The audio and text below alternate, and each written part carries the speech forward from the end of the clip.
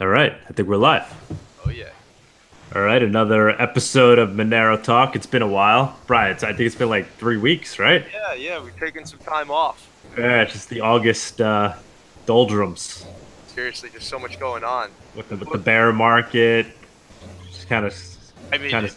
yeah, we have a ton to talk about if we want to go for the last 3 weeks, make up for everything we missed.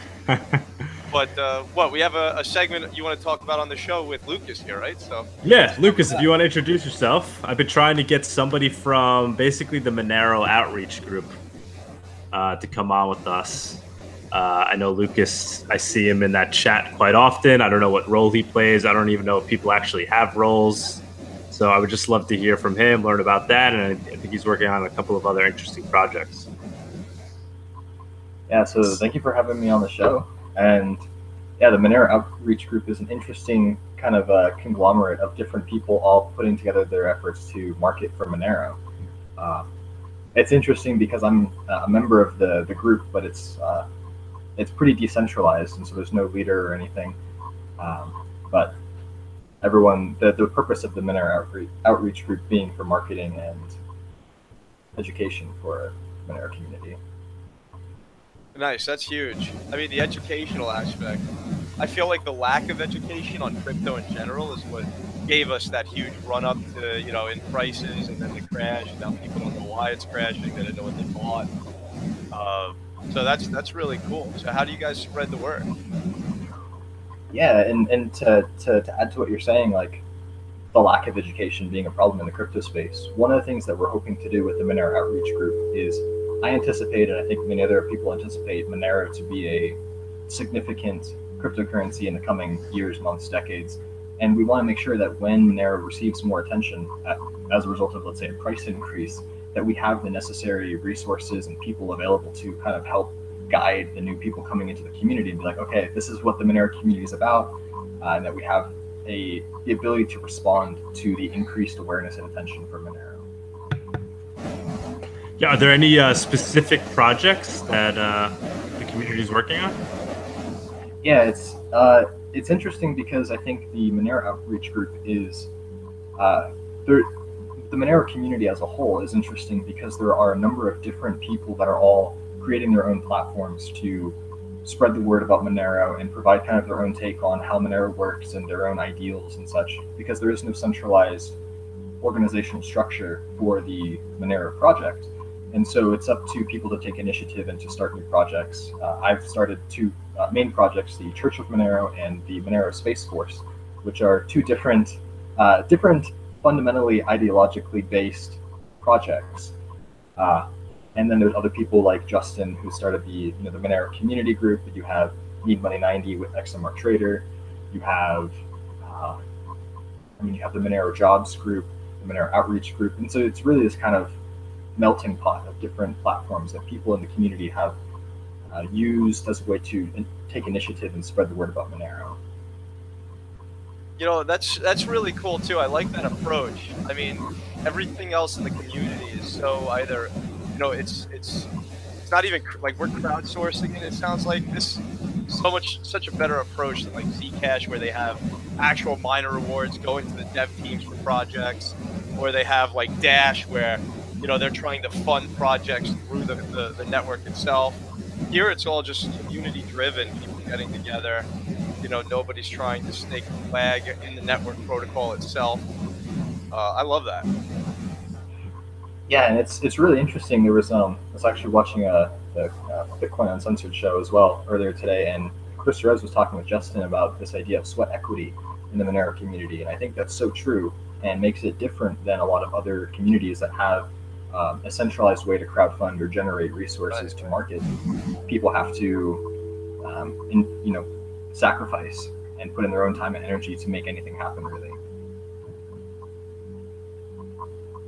Doug, I think your mic is. Doug, we can't hear you. You might have muted the mic.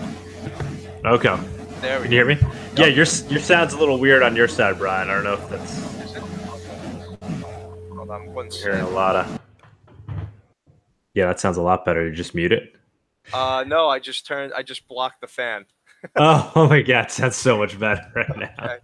Let me go Uh, Yeah, what was I gonna say? Yeah, I've seen Krista Rose like lurking around in the Monero Outreach Group recently, um, which I think is interesting. He seems to be becoming more and more of a Monero fan. I don't know, maybe he always was. Um, but what was I gonna say? Yeah, I tried pitching a project in there once. Giving basically, I wanted store to start an initiative where stores would be giving back change in Monero. So customers would come in, they'd pay with cash, and store clerks could give back change in Monero if the customer opted into that. So if you paid like $10 for a $2 cup of coffee, you can get $8 back in change in Monero.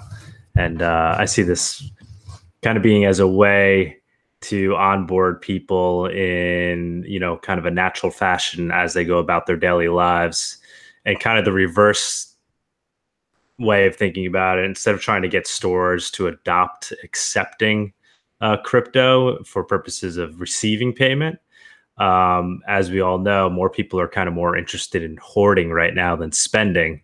So this would be kind of a way to get people excited about getting their hands on crypto easily, as opposed to getting them to spend it. And then the whole, obviously, Monero kind of works well with the whole cash aspect. And if you could find a way to buy Monero with cash, that's kind of the optimal way to do it. And in some states like New York, it's not very easy to do that. So this was kind of a workaround. With North Korea. But yeah, I got some interesting feedback from the Monero Outreach Group, and I think I might try to continue to pursue that idea in the group. It was just fun talking to everybody in there.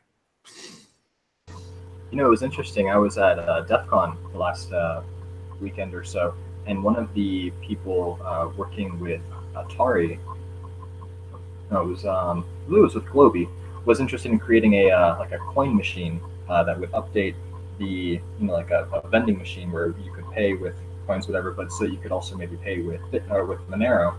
And then I was also talking with someone else later who was talking about creating some sort of like hardware physical device that you could set up shop somewhere that would allow people to basically turn dollars into tokens. My only, I guess, concern would be just regulatory compliance with having a service that would allow people to buy Monero with cash effectively anonymously.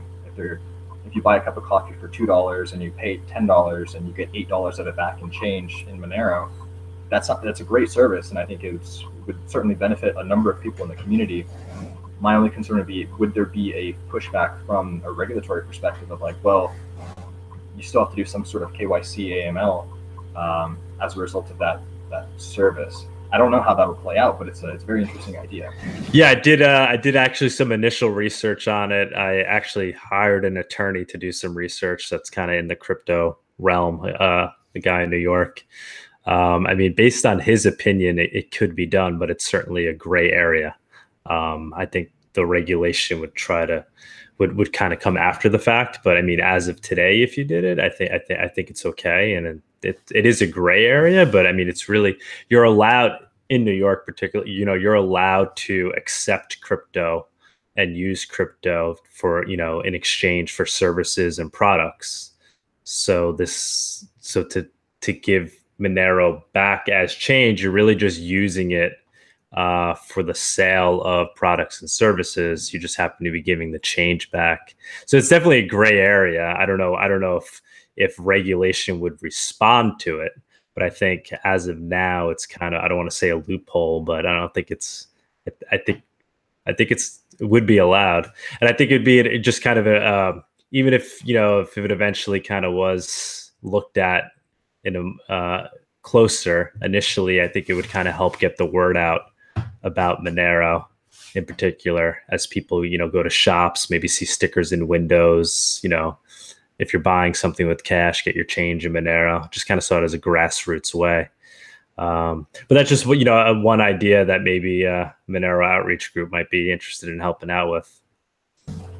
Yeah, it's interesting because there's a number of different maybe ideologies and such in the Monero community in general, and myself somewhere, I think I would fall somewhere in the neutral. I try not to go too much on either side, but certainly you see some people within the Monero community that are very strong, maybe like anarcho-capitalists who are very pro-anarchy and against the state, and then maybe people who might be more neutral and might be like, well, maybe there's going to be some balance and symbiotic relationship here.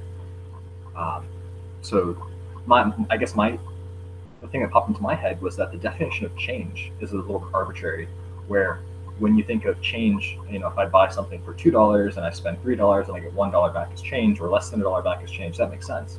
Right. But if I buy something for $2 and I spend $500 and now I get $498 back in change, sure, is it still change? Like, right. And so I think, you would have to, if you're buying a $2 cup of coffee, I think if you use the $10 bill, that would be considered, okay. But yeah, if you're you can't pay $500 for a $2 cup of coffee. Yeah, I think you'd certainly be taking advantage at that point.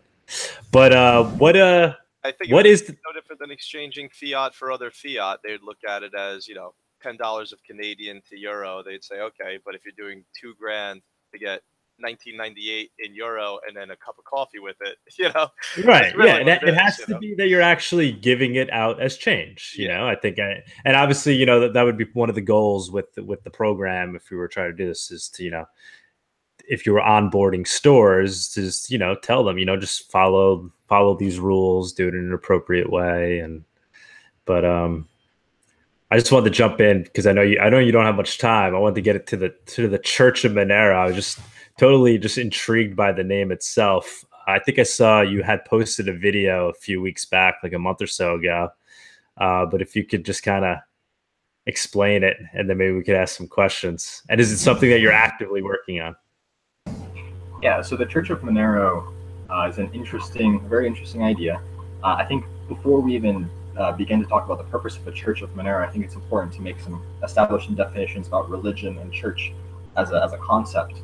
And I like the definition that Alan Watts, old philosopher, passed away many years ago, says that church and religion is a form of collective thanksgiving. It's really almost an art form, where it's like a dance, where people, when they go to church, all the people, the members of the congregation of the church they all have similar shared virtues and are just performing either traditional rituals together it's really an art form. And so the purpose of it is different than the purpose of like a business, where you have either like a profit motive or you have an objective or something that you want to try to achieve. The purpose to ask what is the purpose of a church is similar to asking what is the purpose of dance or art. And so in that way, the Church of Monero is more of an art form than it is a objective-oriented organization. Going along those same lines, the structure of the Church of Monero has been evolving as more people become involved, and the questions of leadership and who actually either directs the Church of Monero, if there's any sort of structure or hierarchy like that at all, or if it follows more along the lines of the Monero decentralized, everyone is equal sort of principles.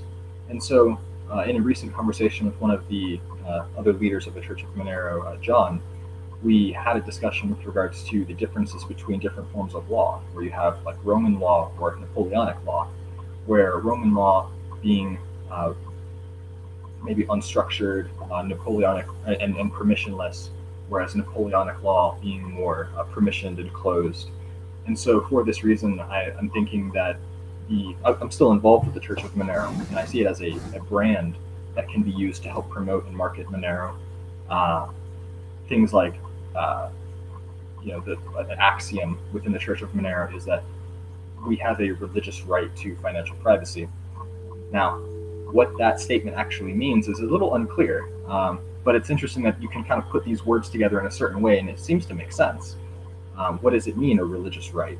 How do you define whether something like that is religious or not? What are the requirements for something to be considered a religion? All of this is very subjective in nature, in the same way that art is subjective in nature. And so it's not yet clear what the purpose of Monero or the Church of Monero is, other than, as I said, like a collective art form.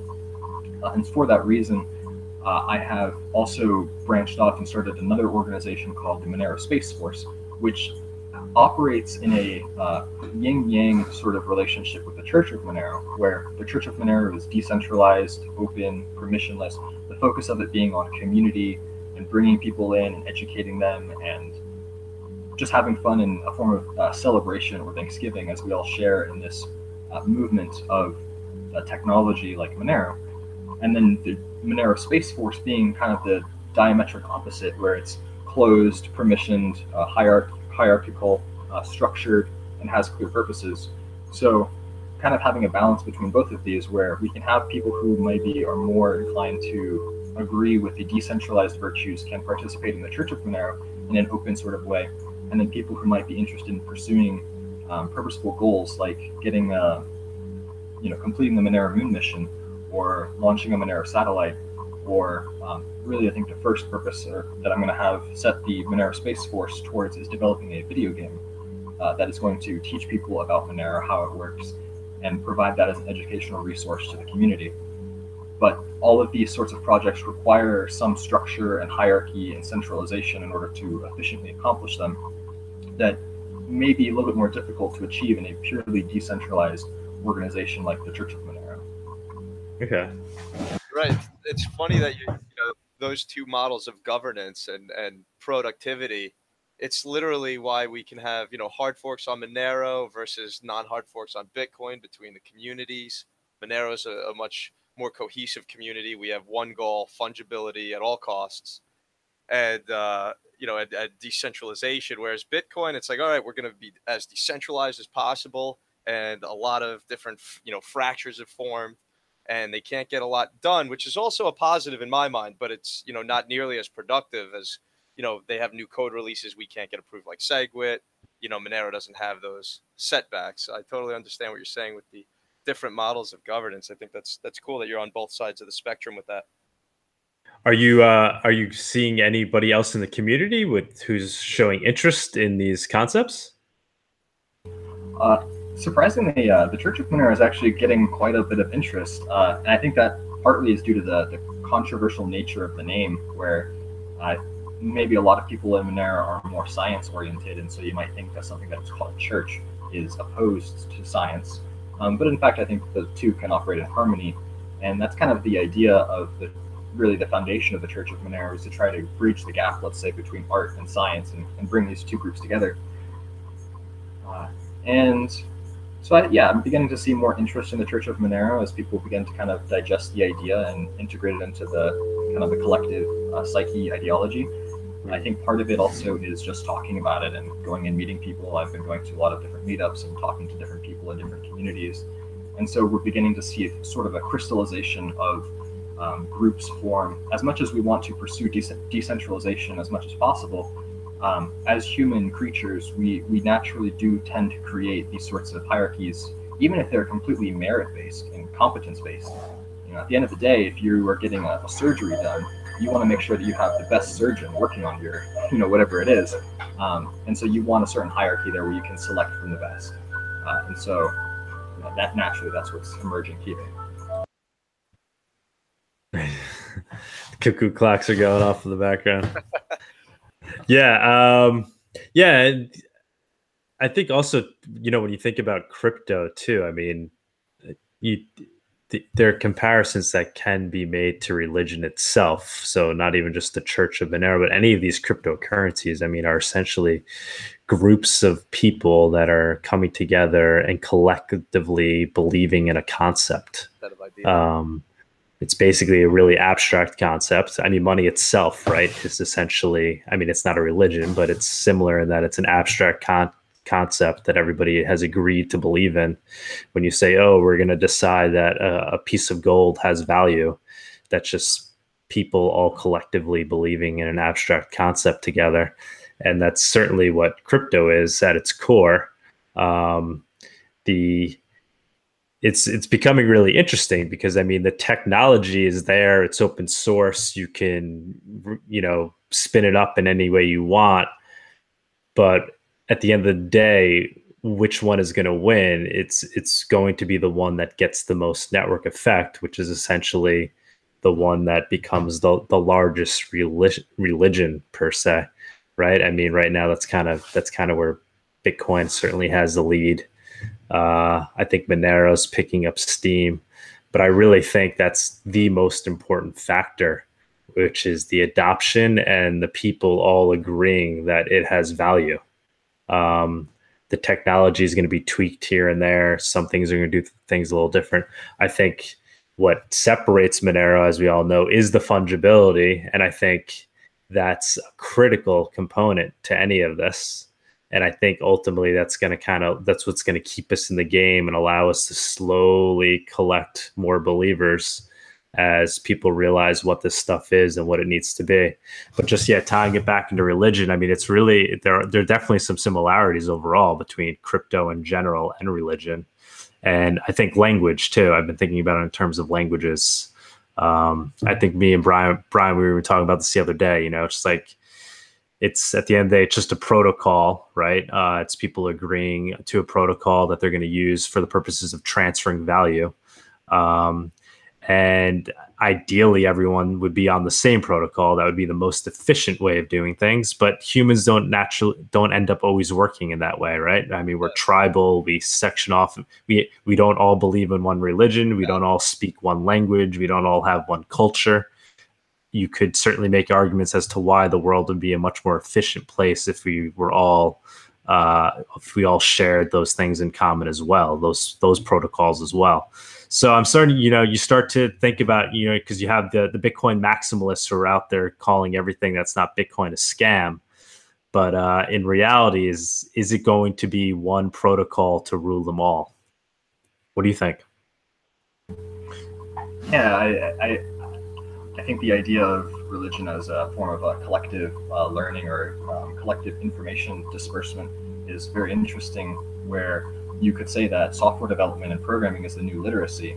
And so maybe hundreds of years ago, when people couldn't read, and the only people who could read were the clergy or the people, the religious, the holy order, then what happened was you had the different sacred texts like the Bible, which, is stories, but I think also there's some truth and some credibility and merit to some of the parables in these stories, some wisdom, embedded in these books.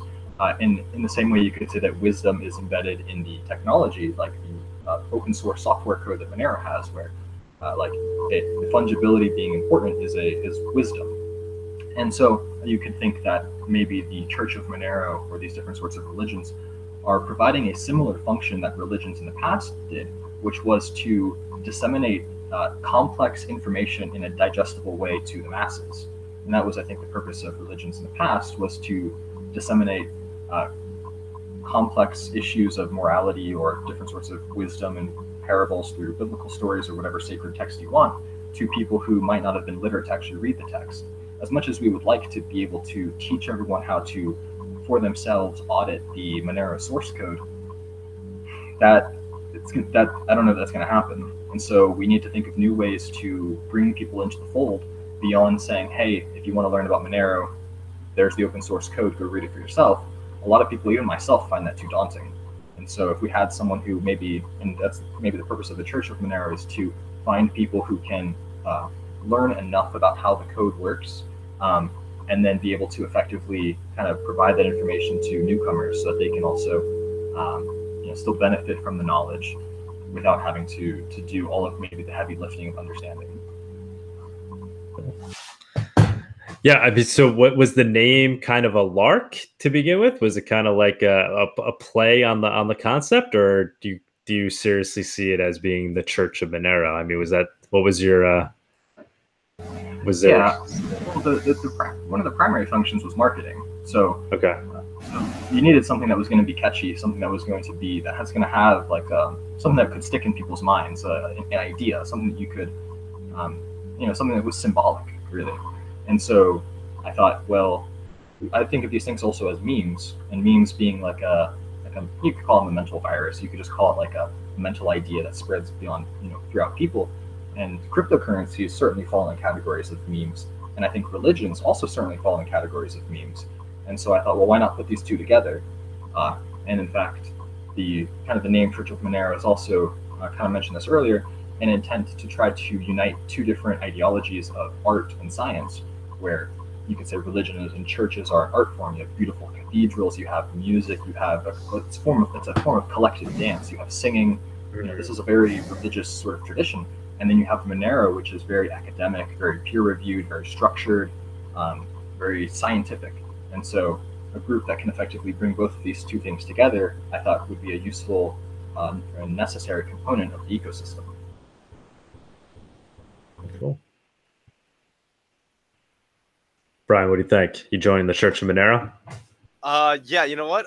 I've never really tried to tie crypto and religion together, so this is like a whole new realm for me. I'm gonna have to dive into this stuff.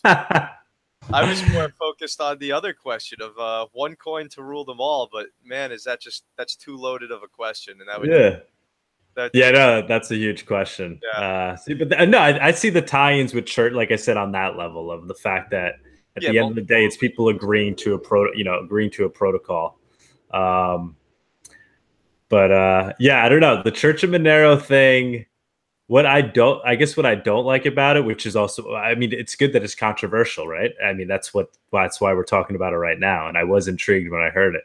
But it's the fact that we're calling it a Church of Monero, you're calling it a Church of Monero. It's like letting you, it's reminding people that we are kind of part of this cult, right? Like, I'd rather not look at it that way. It's like asking people to like admit to themselves, whether it's Bitcoin, Monero, Dogecoin. I mean, there's this cultish aspect to it, right? Undeniably. I like it.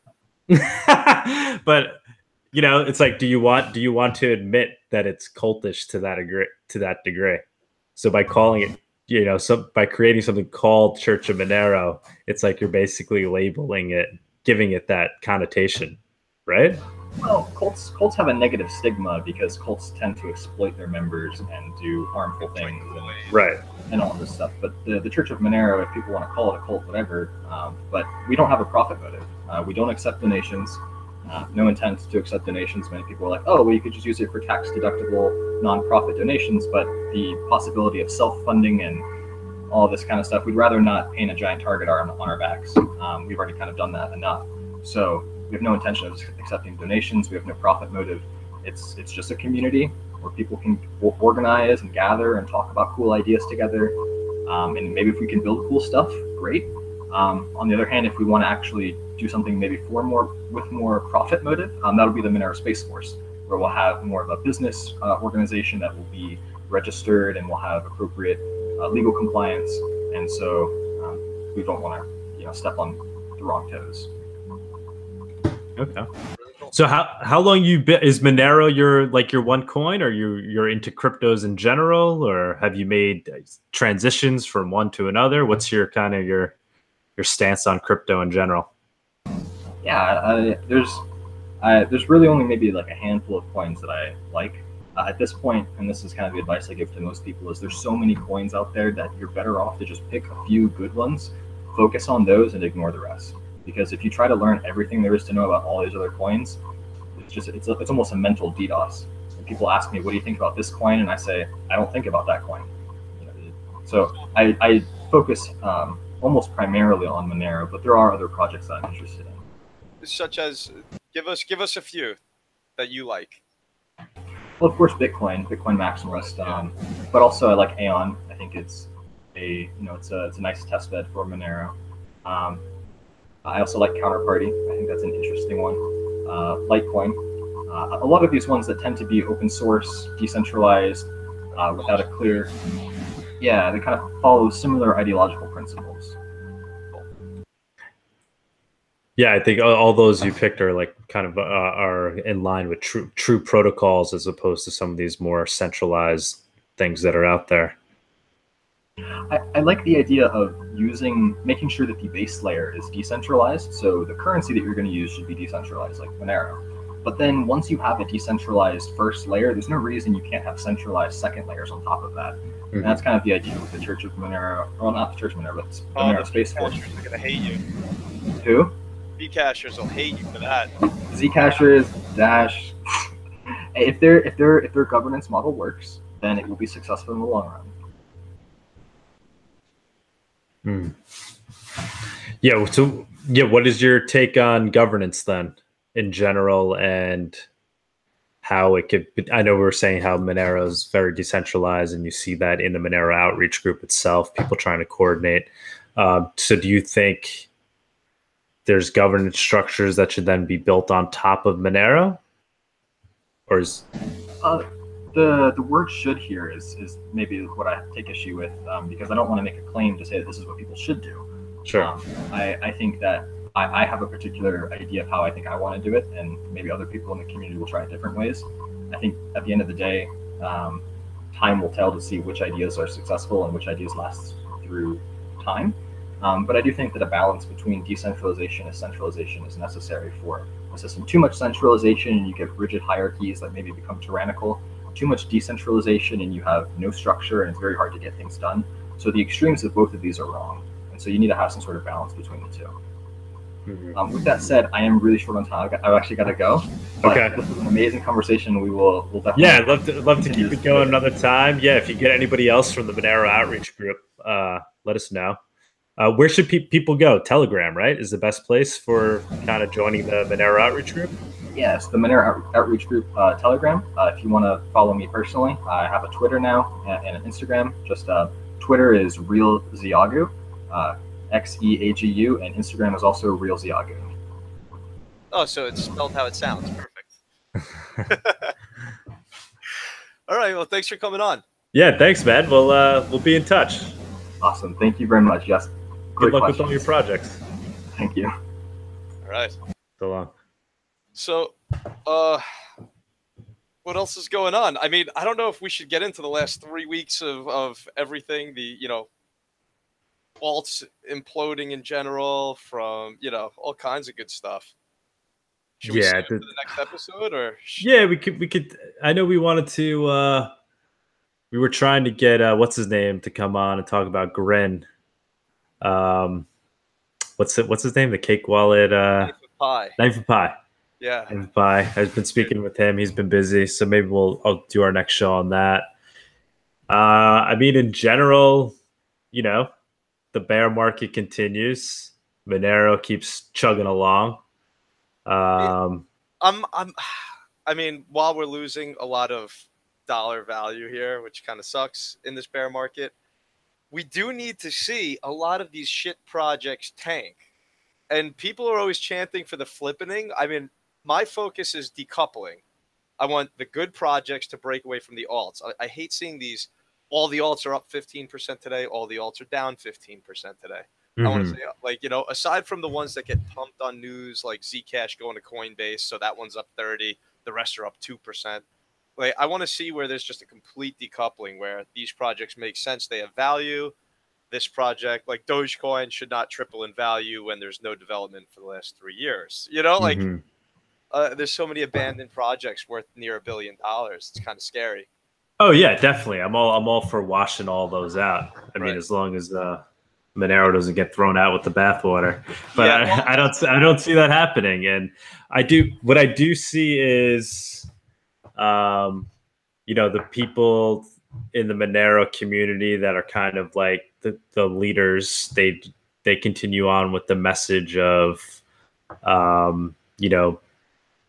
we can't, obviously we're pro Monero, right? We're all here for the fungibility and everything, but to ignore Bitcoin is just it's silly. And if Bitcoin dies, they all die. Now, this is like this is kind of like the meme that's being spread. I don't know if I necessarily agree with that, though. Well, I know you disagree with that. No, I mean, if you really think about it in general, I mean, if Bitcoin dies, is crypto dead? To me, I think, yeah, if Bitcoin dies, here's what you have. A currency that lasts, on average, 10 years. So what big money would jump into that saying, wait, so that one was the de facto currency. It had great talent and died. I mean, it really depends why it died, right? Yeah, it depends why it died. I mean, it doesn't mean the people that had it didn't port over to the one that survived, Sure, but, I mean, think about it this way: even forks on chain where you're given both currencies, like Bitcoin, it's still so divisive, and a lot of people make bets early on. I think if there ever is a fork down the road, a lot of people will hold both, depending on the players.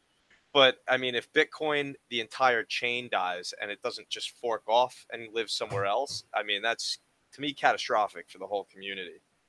Yeah, I mean, I just don't even see that as being a possible scenario. I Yeah, mean, no, that's I don't. that's like the internet dying Right. itself. You're always going to have like groups of people that will have interest in this because the technology is just so interesting. It would, it's just human nature. People aren't going to stop playing with crypto. Um, but yeah, no. So, but I'm hearing that message being spread a lot. Like uh, it's not just you could love Monero, be a Monero maximalist, but you should never kind of ignore the honey badger or Right. poke the honey badger Well, because if you do, who I mean, knows what will happen. people do that for two reasons, though, primarily, right? I mean, one is so they don't seem like they're just blindly shilling their bags, Right. and then secondly, listen, when Bitcoin goes on a tear, these alts get crushed, Right. you know, and like we saw last, what was it last? We were in Litecoin for a little bit. Bitcoin started to pull away for like 2-3 days. You're like, oh shit, we're starting to lose out our Bitcoin, and then alts rallied right through it. But it's a good way to safeguard yourself because Bitcoin is this beast that just gets thrown around, and alts in a bear market do worse, and in a bull market they can, in the last year do a lot better. So it's like the ultimate coverage. You can't go wrong saying that. Yeah. Yeah. No, I'm feeling better than ever about Monero. I mean, we have Covry around the corner. I think that's pretty big. Yeah, well, what I Um, like, man, if the price is Bulletproofs. dropping, people need to realize the price has no reflection on the actual product anymore. Like because the fact that like all of these other alts, like I think Ethereum is tremendously overvalued. You Yeah. know, but people buying it at $1,000 think it's on sale. Right. Monero's gone on a crazy run. Just the low inflation rate, the complete opposite, stats from Bitcoin, from the protocol on. Everything they do is different. It's the ultimate hedge. I think if it hits that line I was telling you about, I'm jumping back in hard. But we'll see. Yeah. I mean, I think Monero kind of has the most out of all of them, including, well, I guess, aside from Bitcoin, has kind of the most natural growth rate, and growth in general. It seems to be growing in relation to its actual adoption as opposed to pure speculation. Obviously, when Monero was $500 a coin, Sure. everything was inflated, but still it was less.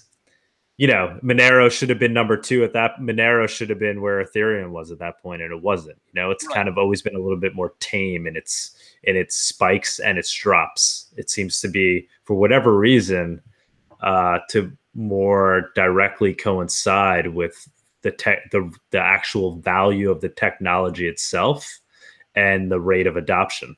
Yeah. I don't Well, know why do you think that is? Like, why is Monero kind well, of I mean, listen, if Monero was added to Coinbase, the price would just go wild, especially last year. right? If we did what Ethereum did and had a huge marketing team and made you have Ricardo Spagni is basically the voice of Monero, and he's trying to change that to even decentralize things further. But he's going out and he's saying, don't buy Monero. Hey, we're forming the Monero. I have a huge announcement coming up. Trolled the entire community. People were buying into Monero, driving the price up for this huge announcement that ended up being a huge joke video.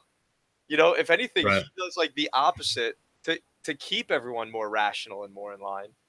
And so, it's for better or worse. You don't get those instant moonshots for the most part, like these other alts, but you also don't flash crash and disappear. Everything's a lot more even ended, even with this bear market. I mean, when you bought a year ago, even after the pumps, like we're still at that break even point from a year ago now. Most of these other alts have gotten massacred. You know, Yeah, yeah, so yeah. so that's a huge statement in itself from an era. Where do you see Bitcoin going right now? Oh, it's tough to say. I mean, honestly, I I mean, thought, Tone Vase is trying to drive it down to the yeah, ground. I don't care what anyone says, man. Tone definitely trades Bitcoin. Oh, yeah, I mean, he would have to. There'd be no reason for him not. Like, it doesn't make any sense. It's He just was able like to pure. swing the market for a while in the Yeah. beginning, like the first 6 months of last year. He was able to manipulate the market to a Yeah. degree. Right. And like I'll never forget all the calls he made that were wrong because I was in on those. And so Yeah. anybody that's just listening to this 1300 call, let me tell you, he called it last year, and you would have missed out from 3,000 all the way to 20 grand if you were waiting for that 1300. So, oh, right, because he was saying then that we had to go back and test it. Yeah, he's saying we got to test that 1300 line, and the China band came out at 5K, and he was like, "This is a great opportunity to test that line." He's like, "We have some support at 3K, and then it's right to 1300 if that doesn't hold." He had so many people worried about 1300 that a lot of people did not hold on to that 3K. Yeah. And I was looking at the 3K line, and a lot of people watching, on Twitter, you can see the tweets. People put sells in at 29.90. He lost people so much. I mean, in so many things though, like even like the bashing Ethereum from $2 all the way to whatever $1,000 instantly. Yeah, it's just like you follow him and not doing a very good service. I mean, I love his maximalism though. I mean, I love that he stays true to it. But then also, I mean, I listen to this guy very closely. We've both been listening to him for a long time, and you really start to pick up on his inconsistencies and. Yeah, which they get glossed over when he says, "Okay, let's move on." Yeah, like all of a sudden, it's not about fungibility and censorship resistance. Because that's kind of his claim, right? Like as to why the value proposition of Bitcoin itself is the whole censorship resistant thing. Like otherwise, use Venmo or just use PayPal. Like unless you're using it for the purposes of storing digital gold and sending it around without being detected, essentially, or without having to worry about your transaction being stopped, you might as well use something else. But then you bring up like something like a Monero that actually today fulfills that purpose. He's like, oh no, that's no. Yeah, well, because he feels like he missed the boat. It's no different when right. But I'm just saying, if you're gonna make that argument, like your whole, it just everything falls apart. Yeah. So. I feel like listening to him, his ideals are more closely aligned with Monero, which is hilarious. He hates Bitmain, we have Ricardo changing proof of work whenever he needs to shut down ASICs. Like, I wonder if he's ever questioning himself. Like, maybe Monero is a really great find, and it's not this scam coin, and I shouldn't have attacked Ricardo. We should get him on the show one day. It'd be hilarious. I would love to get him on the show. Yeah, I think we're too low level right now. We got to build up, get a tweet storm to go after him. We need a Twitter army. We need the Monero Outreach Group. Yeah, push it. Church of Monero, hit up Tone Vase, get him on here. All right, man. Yeah, well, we got to start doing a little more consistently again. It's tough, man. But see that I have true appreciation for that as well. You think this is like so easy to come on and do these like shows, but it just takes time. You gotta like get something together. What are we gonna talk about? He's like producing like 2 shows a day. I mean, granted, I guess he doesn't have a job. Yeah.